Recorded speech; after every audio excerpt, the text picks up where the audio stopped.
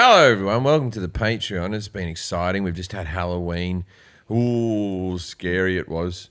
People dressed up as ghouls and goblins. I went as Elton John yet again because that's the outfit I have in the house. I have 3 outfits for Halloween. I have an outfit box in my wardrobe that the Jim Jefferies show gave me. I have a very authentic Freddie Mercury, a really expensive Elton John outfit that was hand sequenced, and I have an Oscar the Grouch that I purchased myself.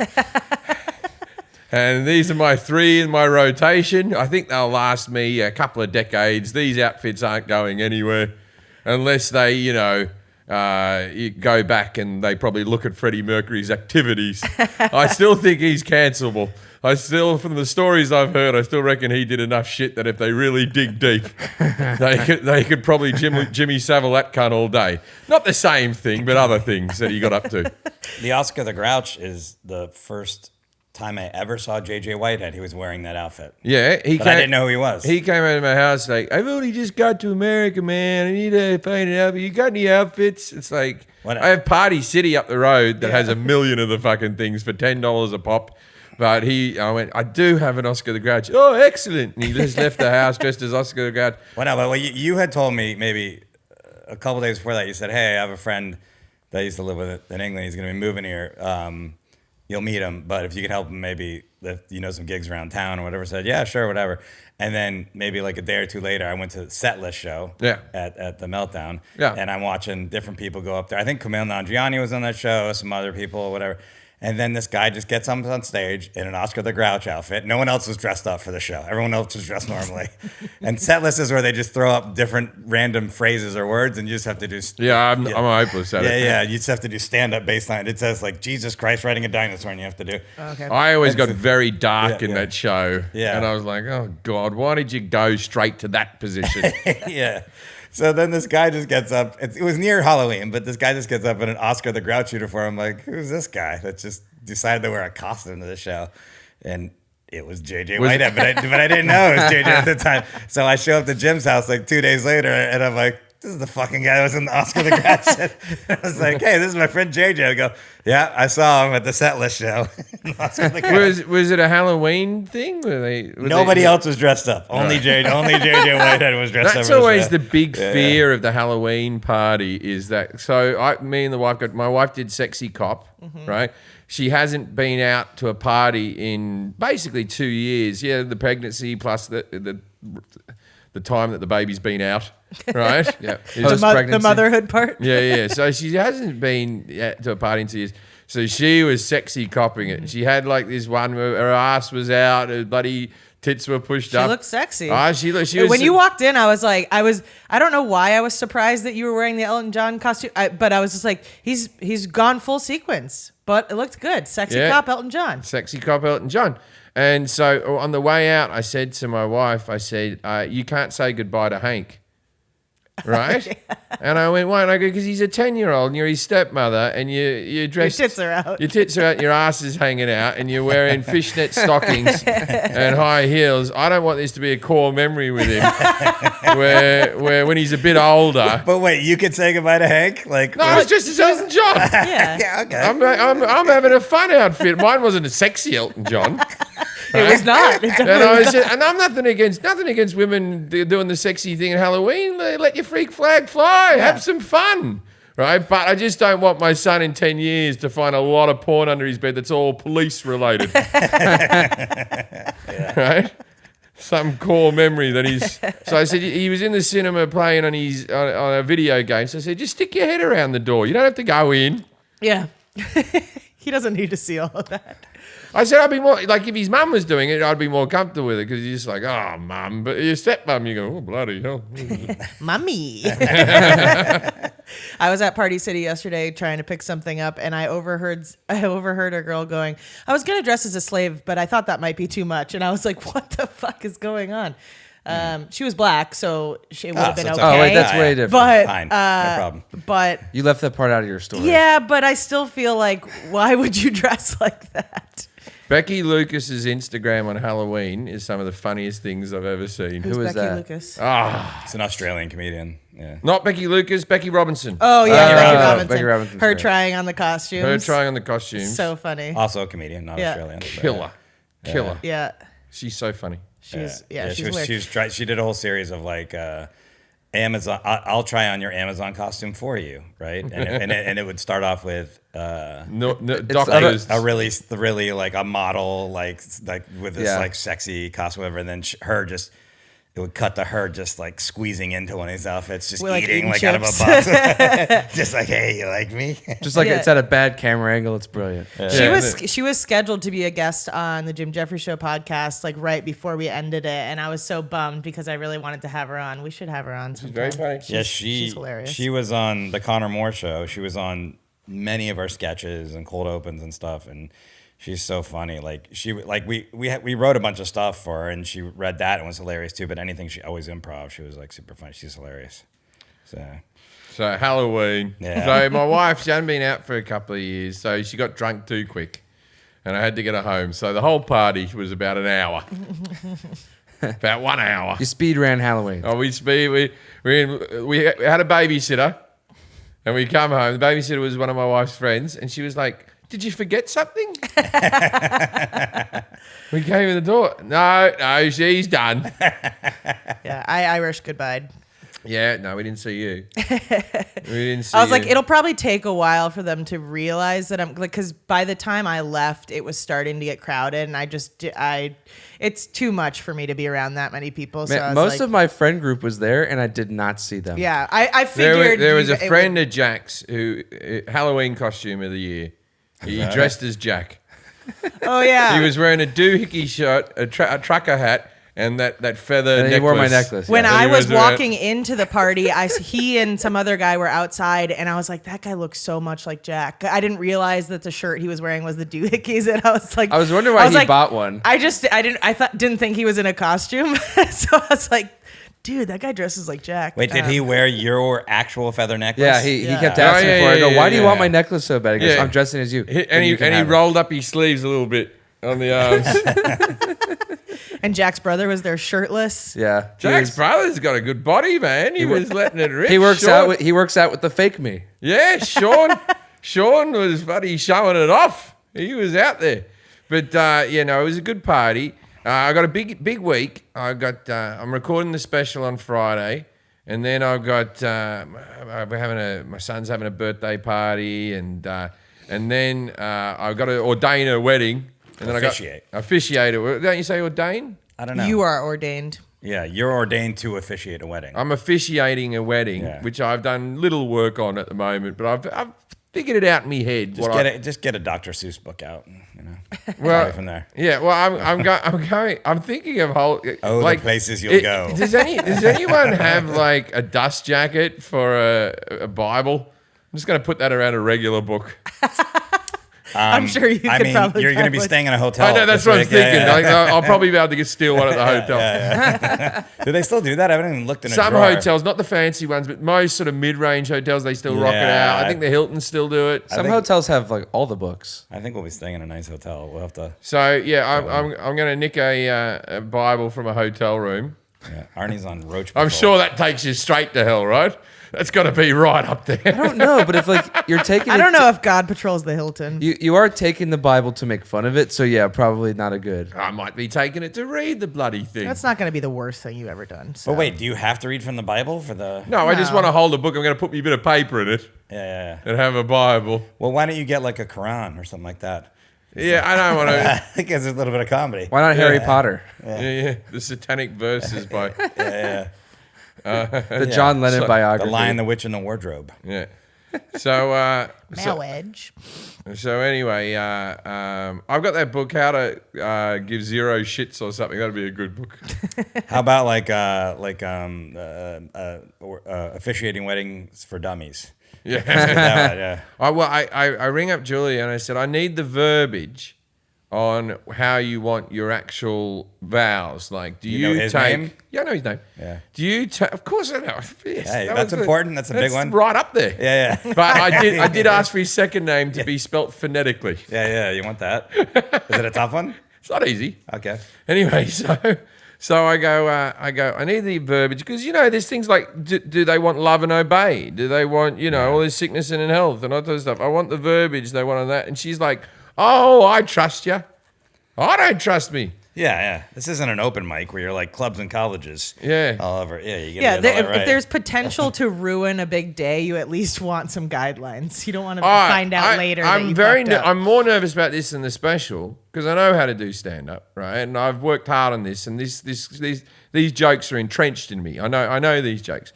This is like starting a whole new set, but it's like doing a set in front of a room that doesn't particularly want to see stand up. But you got to be funny. Plus, you got to be sincere. Plus, you got to be that. But the big kicker is, if you do terribly, then you got to eat dinner with everyone afterwards. In a comedy club, you do bad, you get in your car, you get out, you go home. You're out of the bloody thing. Now I have to walk around the rest of the wedding for like the next 4 hours like this. Hey, Jim, looking forward to the special. Yeah, and so I'll start giving Tazy shots. Like, get drunk real quick so we can get the fuck out of here. You can get this Bible carrier. Yeah. I don't have the time for anything off Amazon. Oh God. Oh wait, I found you the book here. Hope this is a book. Hope for the Flowers. This is where you get your quotes. Let's hope for the flowers. It's this book. I know there's some quotes in here. I'm telling you. I mean, I it's gathered an that it was a book. allegorical novel. I'm trying to write a poem at the moment. get you Like, some you know quotes, those ones that people always read from the notebook or some shit like that? I'm going to write, love is passionate, love is strong. Love does the dishes. Love, I'll just throw a few in like that. What if you have you have the thesaurus in front of you? Love is great, good, excellent, wonderful. Stupendous. Yeah, like this. What is it meant to become? How does one become a butterfly? You must want to fly so much that you're willing up to be. Well, I'm going to do my Hold on, I haven't read the book. I'm going to do my love is like a rose routine. But I'm going to, but that's it. I'm going to swear when I officiate this. I have Yeah. to say the word shit. I mean, she knows who you are, so she's not going to ask you to be a completely different person. the game show's up and running. We've got our writers and everything like that. Wait, this is a book about two caterpillars becoming butterflies. Okay, I'm gonna send it to you. This link, and then they grow together and become butterflies. There's a lot of quotes in there. I think you should grab some quotes. What was the joke we were saying about Julia flipping track tires? There was a joke. I don't remember. It was something to do with. You're my tractor. What is it? No, it was that.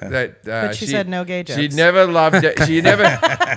She loves Alex as much as doing squats and flipping tractor tires. Yeah. It was something. I mean, that's good. You just do that. Yeah, from hanging. What is it? Those dead hangs they do. Yeah. Those things. Yeah. Is he super into Yeah. fitness too? May you plank together forever. No, he's no. giant. He's huge. Oh. No, I'm kidding. No, he's a fit guy. He's a fit guy. Yeah, they're both fit. I think. Yeah. Yeah, they're both fit guys. They both look at each other's lats. Both fit guys. Oh no, I didn't mean guys. They're both fit. Yeah, you know what I'm saying. Fitness people. Fitness people. Crossfitters. Oh, I love Julia. I'm excited for her. She's so excited. So I love Julia. Yeah, she's awesome. I'm very excited to do this. It's quite an honor, but I am nervous. I'm excited because it's close to here. Yeah, that's a big one. That's a big one. Yeah. I'm I'm excited because I didn't get invited. I haven't. didn't That's my goal is not to get invited to a wedding the rest of my life. Why? I don't like going to. Well, that's my opening. Some of- I mean, My opening joke is going to be dearly beloved and their partners who were dragged along. Yeah. We are gathered here today. I mean, like there are definitely some that I have. The one that I'm going to in December, Steve Lukather's son. Like, I'm very excited for that one. It's at the Houdini Mansion. I just saw a documentary No, about that sounds the guy who wrote Ghostbusters. Right, I watch every documentary. I watch them all. Steve Lukather's all over that documentary. Ray Parker Jr. It turned out he was like the greatest guitarist on earth. Right, like legit, the great. He only has Ghostbusters as his big hit, and it's a bit of it's a sort of gimmicky song. You know what I mean? Yeah. It's not like anyone's like, oh, I sit home and listen to Ghostbusters. No, but you hear it every year at Halloween. It comes up. He was the guy who played like on Stevie Wonder's Very Superstitious. Yeah. Like Because he's a producer too. yeah, but he was a session guitarist with Steve Lukather, where they were like, "Oh yeah, they're the best guitarists ever." And so you sort of saw that guy as a bit of a flash in the pan, one hit wonder with a guy who sang Ghostbusters. Right. But he was like fucking Hendrix level. Yeah, I mean, I think a lot of people don't think about the fact that there are session musicians that are on so many of their favorite songs. The Like, session musicians are better than ever. So much than better, the yeah. famous guitarists. He's the You just don't guitarist know. on 2 or 3 Marvin Gaye albums, 2 or 3 Stevie Wonder albums, plus the live guitarist for that. And they're big acts. Like you Yeah. can't, like in their prime as well. Like yeah, he was something else. Well, okay, I'm gonna re-clarify. If I'm very close to you, I will come to your wedding. Oh, he came to my wedding. I didn't know he had such a horrible time. You could tell on the tape. Yeah. But I'm good friends with you, so I will come to I your wedding. know, I get that. Yeah, I don't yeah, want to yeah. be invited to If weddings where I don't really know people Like either. I Yeah. love Julia, but I'm not. I mean, Well, you're not making the list. Yeah. They're not asking you chicken or beef. You're not that close to her. You have to keep numbers. We had a good time. But- We but had a good some time in people do Tokyo. invite people we that spent, are- We spent a good day in Tokyo together. Some people but do other than invite that, people that are so loosely Yeah, I don't related to their friend group, and you're like, I don't know anybody that's going to be at your wedding, and if you don't give me a +1 and I'm not friends with people at the wedding, that's rude. Well, Paul But if it- Bernard's going to be there. My mate Paul Bernard, who's the AD on Legit, and he likes to hit the sauce a bit, and he'll be I'll a bit party of with fun. him. But if it's Yeah, a party with really Bernard. cool, I'm if gonna it's rip really that dance cool, floor up. Skura. then yeah. Yeah. Skura? But if like you said, boys. Magic Yeah. Castle. Like I got this is the guy I was very close with at the time. I stay in touch with him not very often. I've not now, but I was his roommate in college. And I was close to him, and we went to the Virgin Islands. We were flown down there. and We lived on a sailboat for a week, and that nice. was fucking dope. But if you're just like, hey, I'm getting married at this church and whatever, and I sort of know you, I'm like, Oh, no, church don't- weddings. I don't didn't wanna go. be- I didn't me go off to the my list. brother's second wedding. Leave me off the I was list. best man in his first and third, and I didn't go to the second one because I was I just moved to England. I was broke. I'm not going back to Australia. Yeah. I can't do that. I'll catch the and next this one. is the day before Zooms. But this is like, do you remember at weddings people used to send telegrams? Yeah. No. And then one of the groomsmen would have to, that would be their job Yeah, yeah. to read the Oh, telegrams. no. I I This miss. is how old I am. yeah. Right? I remember. Hear that. ye, hear ye. No, this is before emails and all that. And then it became like when email wasn't as popular, when it just came in. Right up until about 2004, we read telegrams at weddings, Wow. right? And so they get up and they go, "This is from your auntie in Scotland.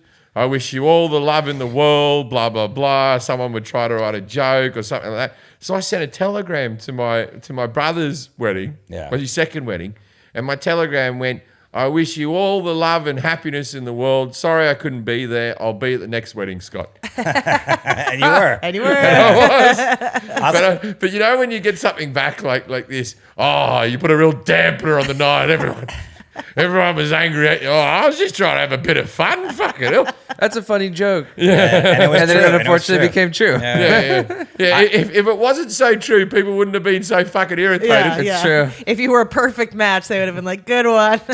Yeah, I missed one of my close friends' wedding. When I first moved to LA, I missed one of my close friends' wedding in Miami, and I missed another friend's in New Jersey. But I had just moved to LA. I had no money, and I couldn't afford to do it. I had gigs scheduled too that overlapped with the wedding, and I was like, I have no money, and that's the only way I'm making money. I can't make your wedding. I'm sorry. And I felt like they were mad at me both times. But I'm like, I can't do it, man. It's like, I'm sorry, but And then the times I did make the effort, I flew to fucking Hawaii for one of my friends' weddings, and it got called off day of. So I'm like, At least you were in not- Hawaii. Amos has a story about officiating a wedding that he told me last week, which I won't tell because he has to tell you in person. But when you see him, yeah. the amount of faux pas he did at this wedding, that he after he officiated, the groom came up to him and went, "You had to make it all fucking about you, did you?" oh, my God. He's like, I mean, I don't want to be like, I'm shocked that happened. No, I'm not shocked, but also, oh, no, my and I'll God. tell you some things when we're off the air because I don't want to. We need to get Amos on the Patreon. Yeah. Yeah. Yeah. But he didn't do it. When he tells the story, you go, "You didn't."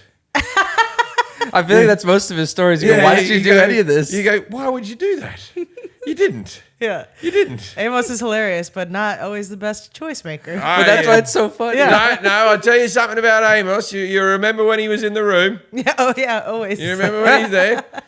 Most of the time for good things. He's a magnetic fella. He's a fun time. I was thinking this about, okay, so Austin Butler, I have a friend who's in a movie with Austin Butler, but anyway, that's neither here Big nor there. It's brag. just bragging. Yeah. But make it about you. I've seen interviews about Austin Butler. He's still doing the Elvis voice, right? He's still like, I filmed that movie. I think it turned out real good, right? Now, that's understandable. Do you want to know why? Because Elvis is one of the most charismatic humans that have ever.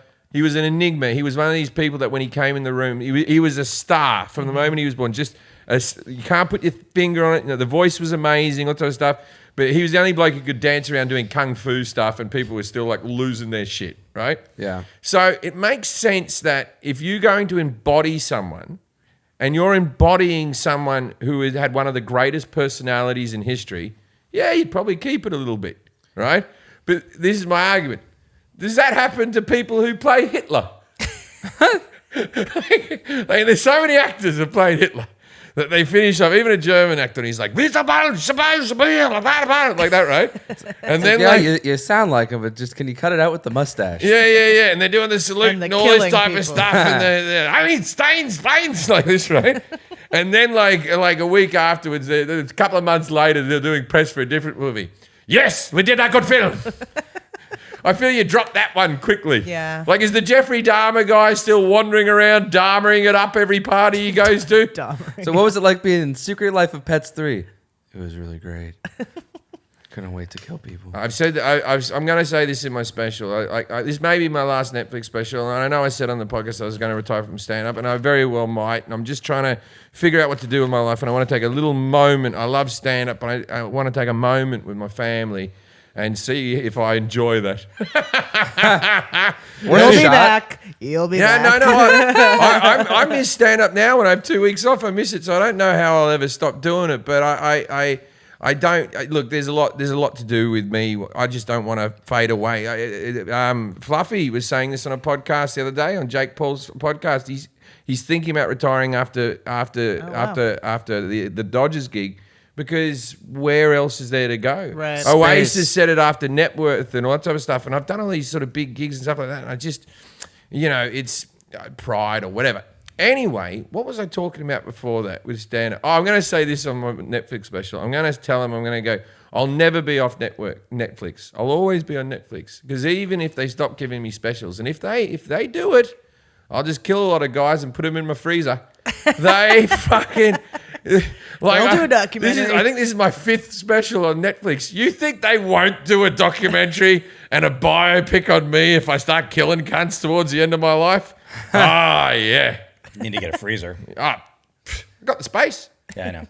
I'll get one of these big tub ones in the garage. Plan ahead. Tell my wife she's not allowed out in the garage. Yeah, you get one of those. And then I'll get one of those big turkey deep fries to fucking burn all the stuff. I'll fill that with acid. Oh, bloody get on. No, you get like a pizza oven. Yeah. Have we talked ever about Blake Leibel on the podcast? Who? I don't think so.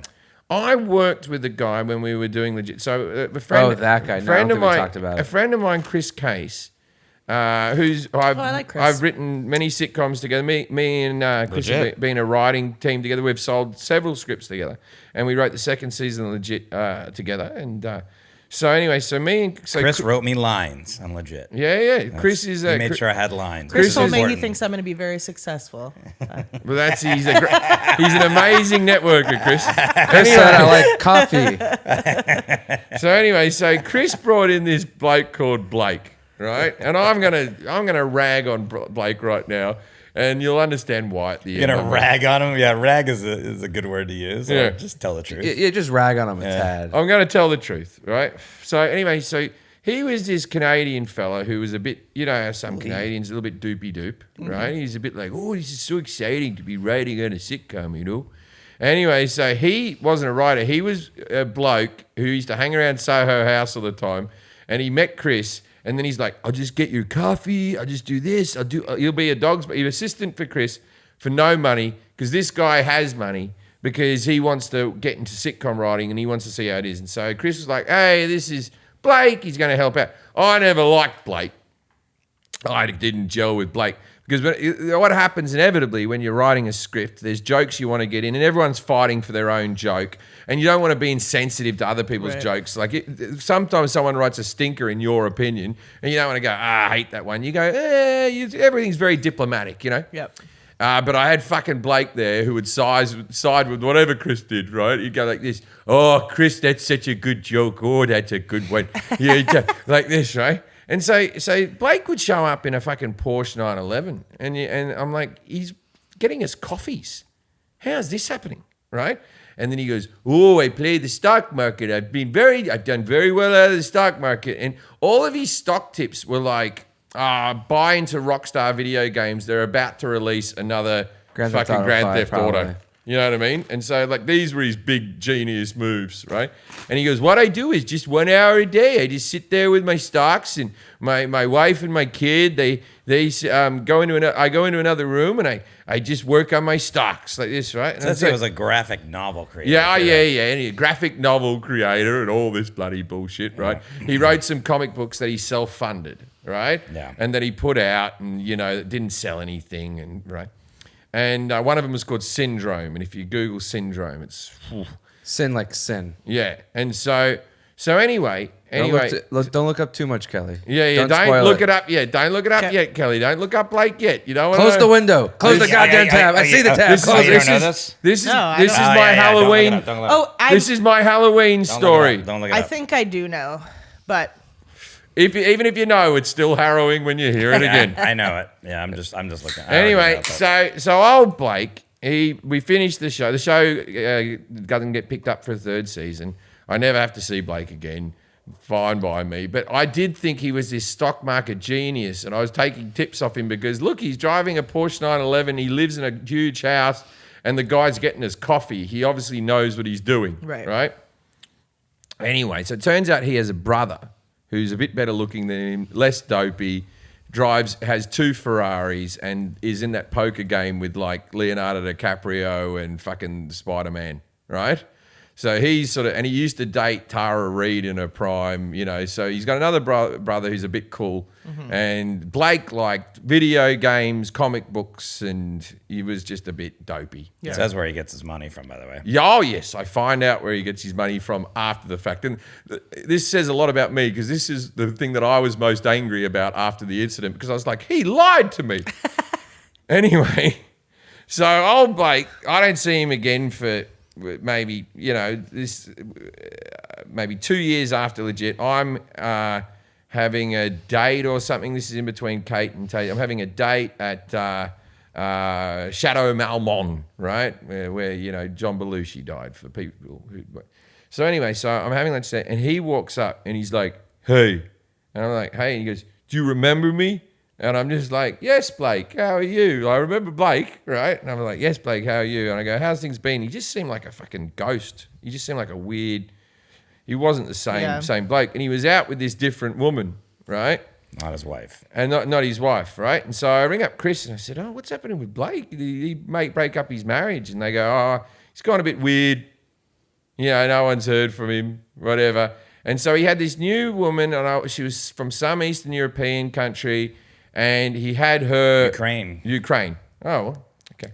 I know this story, but I'm just looking at the details just to help you. Yeah, so she I don't know how they met, but she gets pregnant, having his baby, and he moves out, leaves his wife and his young son, and moves out to another apartment with It looks like he had 2 kids with his former wife. Okay. Oh, I think maybe he had another baby as well, right? So he had a young baby, maybe an 8-year-old, and a baby with another woman, right? Okay. So Blake, this is the perfect storm.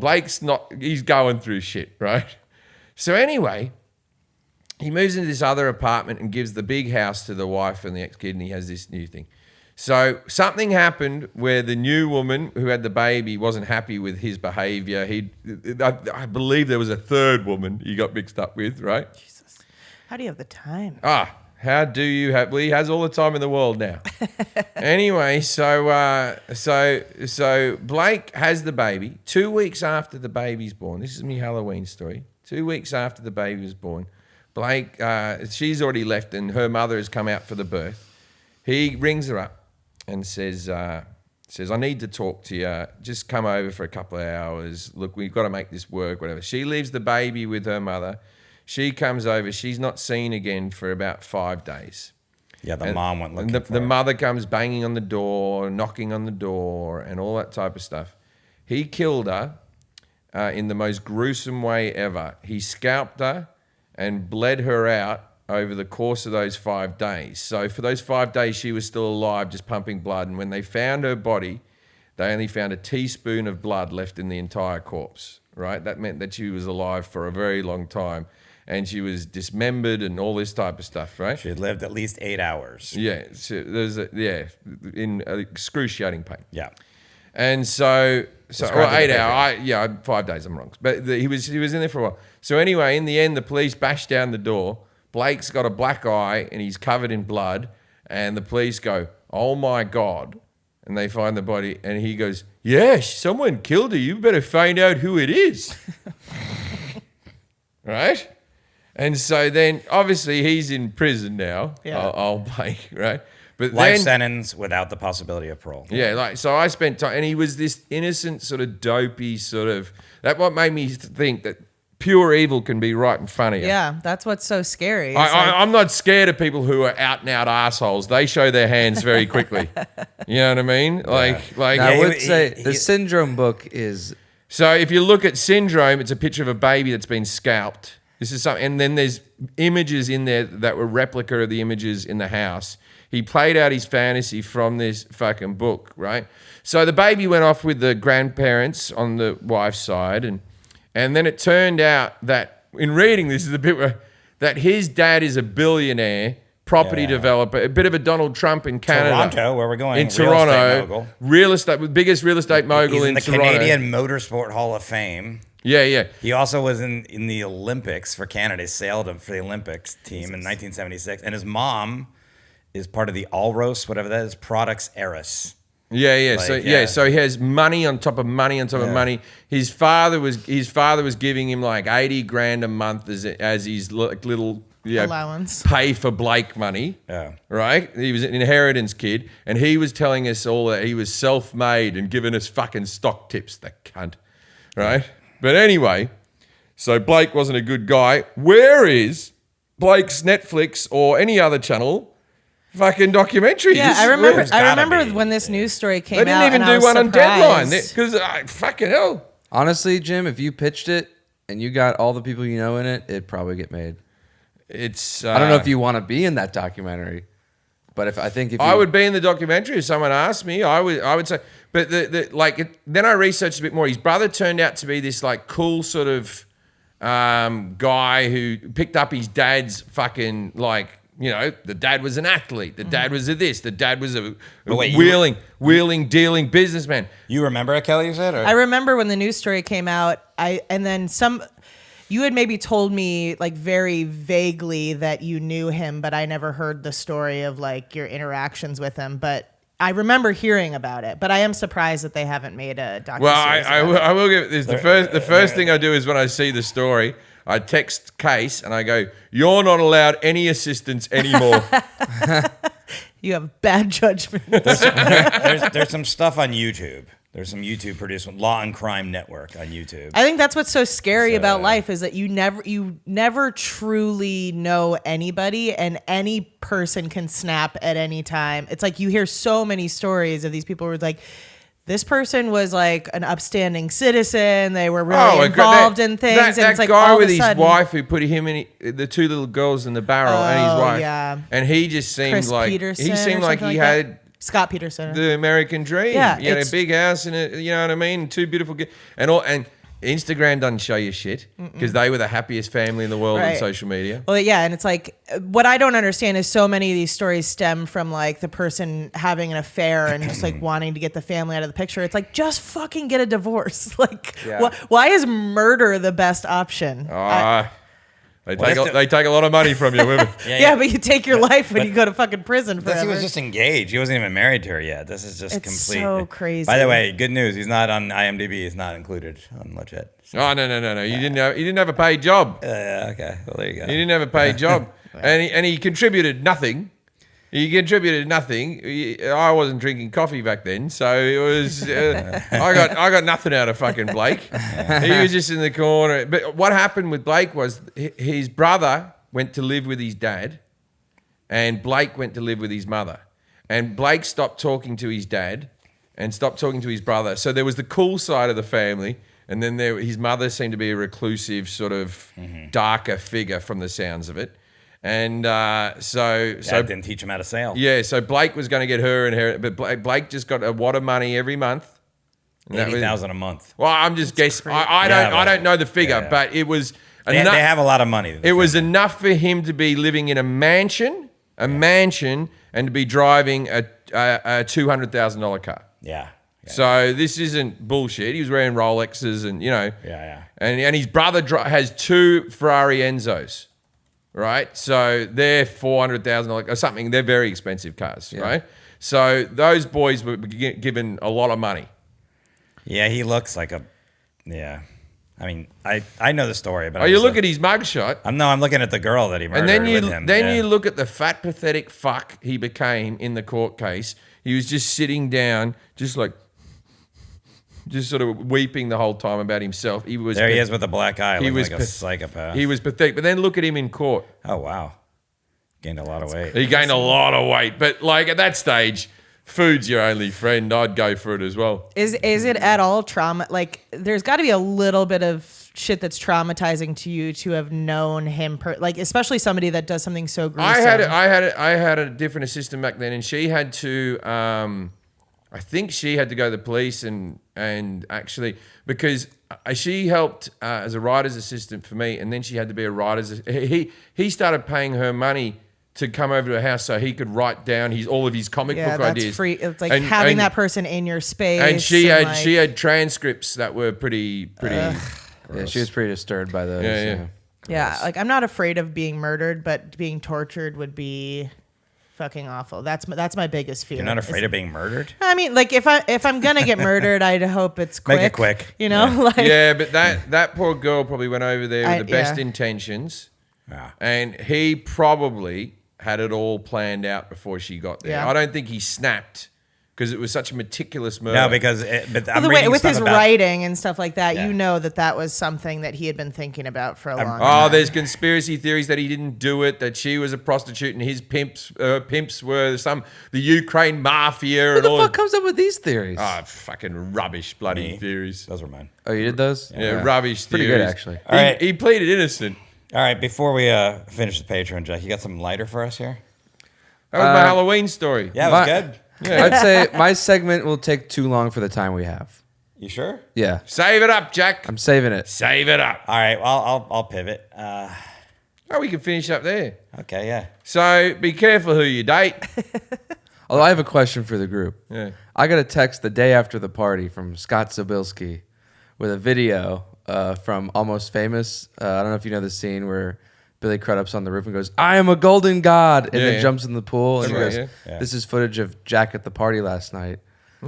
Why I just want to know who told him that Oh I no, jumped in the pool. I was talking to him and he said, "How was the party?" And I was like, "I left, but apparently it got epic." Jack said he jumped in the pool with his Wait, Oh, you, no, no, wait, no, you jumped no. from the roof into the pool? No, I just jumped from the jacuzzi into the pool. Yeah, just in his clothes. But everyone chanted me on. Yeah, fun guy. Yeah, Okay. total A, fun gr- guy. a girl looked at me and she goes, "Jump in the pool," and we both jumped in the pool, The girl and you? girl and me. Yeah. Okay, all right. And then we get out of the pool, and move. she goes, "Jack, this is my boyfriend." I go, "Nice to meet Bitch. What And then you Now I'm all wet and You sad. should you." have Exactly. You should have gone, here's me number if you ever want Should have someone to done jump in a pool dipsy with. doodle on It feels like that guy's not going to jump in the pool with you. That guy's a wuss. And yeah, no, the only person I told was my wife. I said, oh, Jack jumped in the pool with all of his clothes on. And my wife, for being so drunk, she went, oh, well, at least I wasn't that bad. You were worse than that. what Jack did was fun. Encouraged. Jack was the life of the party. You were literally the death of it. She had a good time. Yeah, she had a good time. I'm not judging. I've been there. But like, Party- I mean, you did say Parties you've and- only ever seen her drunk twice, so I feel Oh, like no, she gets a pass. No, I'm not judging, Yeah. but I am allowed to go, well, you didn't do well there. yeah. Because it's like, I'm sure Jeffrey Dahmer looked at John Wayne Gacy and went, oh, you too? You know what I mean? Like, I knew I was an idiot, but not you, John. She won't go over the line like that anytime soon. Parties in the eye of the beholder. That's a quote. What'd you say? Parties in the eye of the beholder. Yeah. You didn't know that quote? No, I haven't heard I- that no, one. I like it. Say that in your It's true, though. True that. vows. True that. Yeah. Because you can leave a room and everyone has had a different experience than Oh you. yeah, yep. You didn't. So you didn't know girls, Jack, for the party? No. There's lots of girls there. I don't know what happened. Literally, it was like 8 p.m. There was no one there. Then 9 p.m. was flooded, and then all of a sudden it became 2 a.m. and everyone left. Yeah, but you've been doing good. You got mojo. Yeah. Yeah, I showed yeah. up at like 9:15ish, and I left at 10. I think. I don't know who I talked to. I don't know where the hours went. I don't really know what happened. I didn't even think I got that effed up. I'm not sure where the time went. My wife was so hungover, and then Jack's parents were coming over to say hello to the baby and all that type of stuff. And I was like, Jack's parents are coming over. She's like, oh no. And I'm just like, just splash some water on your face. We're not saying you're too hungover for visitors. She seemed fine. She was fine. Oh, Yeah. my wife's hangovers next to my hangovers night and day. She also forgives. I don't forgive myself for fucking ever Yeah. on anything in my life. I'm like this. Yeah, you piece of shit. You got the Yeah, you got the anxiety. Yeah, I go, yeah, fucking, and I apologize to fucking everyone. I'm all over it, right? That's Yeah, what. you've sent me so many apology like when you were I drinking, apologize. and I'm like, you didn't do anything. Like, I why- apologize. I'm so sorry, I Kelly. apologize when I Nothing haven't done happened. anything wrong. Yeah, I apologize when I'm fun. yeah.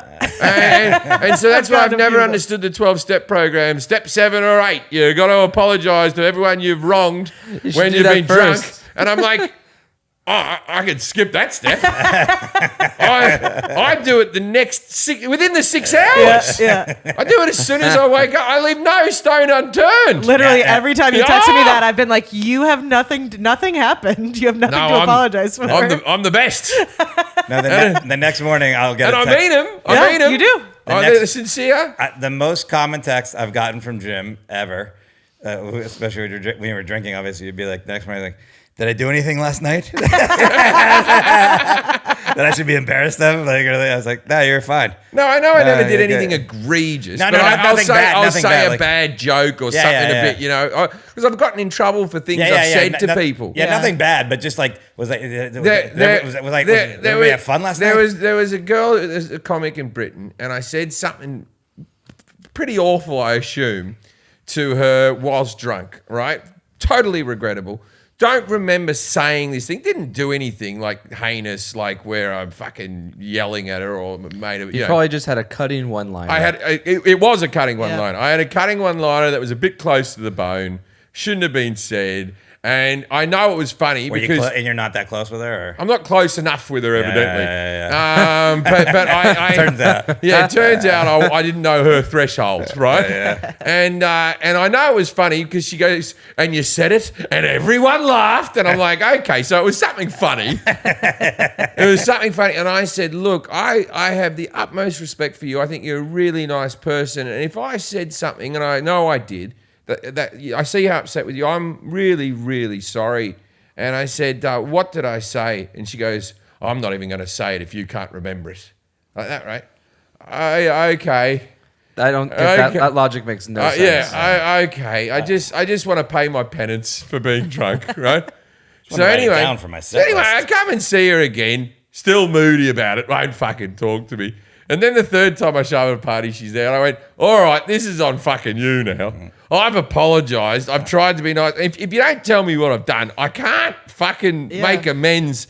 That I feel like And you can't correct it I for feel the next like time. I can't even find other people who heard me say it. Yeah.